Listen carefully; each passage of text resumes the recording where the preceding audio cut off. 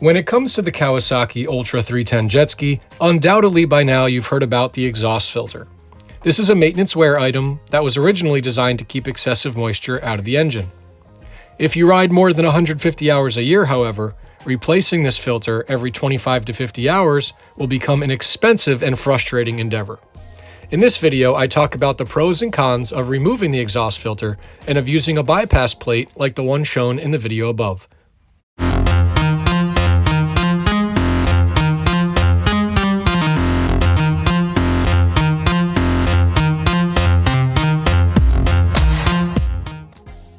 So what is an exhaust filter, and why do you even need it in your Kawasaki Ultra 310 jet ski?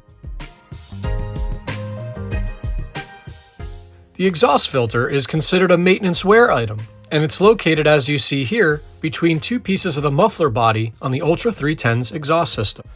Unlike its naturally aspirated counterparts, the Ultra 310 features an updraft style exhaust.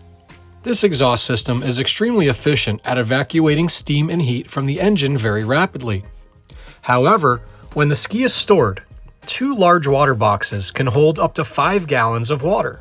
This water tends to vaporize, traveling back through the exhaust system and possibly into the combustion chamber. That's where the exhaust filter comes into play. The exhaust filter features a honeycomb element welded to a stainless steel body. The purpose of this honeycomb element is to provide a surface on which water vapor can more easily condense, allowing it to drip back down the exhaust system and back into the water box, rather than accumulate on your exhaust valves, intake valves, and inside your combustion chamber. That sounds great, but first, let's discuss the economics of changing this filter. If you don't do the work yourself, this can cost between $400 and $700 per service. This filter is designed to last 25 hours, so if you ride 150 hours a year like me, you'll be changing this filter 6 times per year, which will cost over $1,500. To change the filter, you first need the filter itself, which is $150.50 plus tax and shipping. You then require 2 crush gaskets, one to go on either side of the filter in the muffler pipe assembly. Those are $38.56 plus tax and shipping. You then require 1 clover-style base gasket for the main muffler pipe. That's $28.59 plus tax and shipping. So before tax and shipping, your base price for these components, not including labor, is $217.68. And guess what? If you don't change the filter per the factory recommended maintenance intervals, your warranty can be voided. So they really got you by the balls. You could either pay the dealer to do it, or you could do it yourself and spend a ridiculous amount of money on the filter. So in my case, I decided to choose neither of those options and go instead with a very well-tested and well-designed exhaust filter bypass plate. After carefully considering the options, I chose, for an economical and maintenance standpoint, to install this bypass plate in my own personal ski. I've run it for over 55 hours without any issues, and therefore am comfortable recommending this to others and to viewers of my channel. Now, some have claimed that installing this bypass plate can cause an excessive amount of rust to form on the exhaust valves. I'm going to show you a series of images and explain to you why that's just not true. The Ultra 310 features super alloy premium marine grade Inconel exhaust valves that feature corrosion and rust resistance second to none.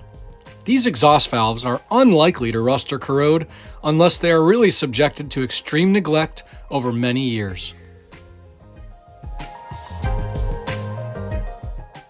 The valves pictured here are from a naturally aspirated Kawasaki, and you could see that the chromium flaked off the valve stems, causing these valves to become stuck in the engine.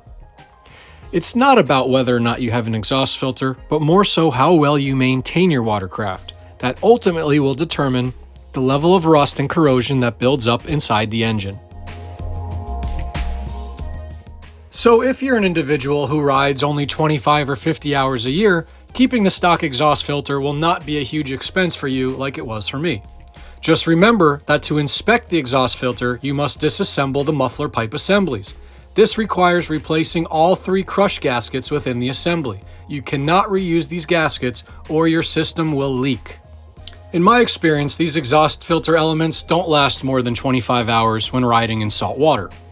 When the element fails, you'll typically experience a loss in performance in the ski and a buildup of heat. In some cases, the honeycomb element can break free from the tab that's meant to hold it in place and go down into your water box. In that case, it can cause obstructions that lead to the meltdown of exhaust hoses. So when you're having performance issues with your Ultra 310, always ensure that your exhaust filter is up to date. At the end of the day, we can look at the exhaust filter like a set of training wheels, put on for consumers who really aren't going to maintain their ski and properly clear those water boxes after each ride. Installing this exhaust filter bypass is great not only for racers who don't want the failure of an exhaust filter element, but also for recreational riders like me who want to save the $1,500 a year on replacing Kawasaki OEM exhaust filters. There's a simple trick that you must do after every single ride to ensure that there will not be an excessive buildup of rust or corrosion on your valves or in your combustion chamber. And that is to simply ensure that your water boxes are completely evacuated after each ride.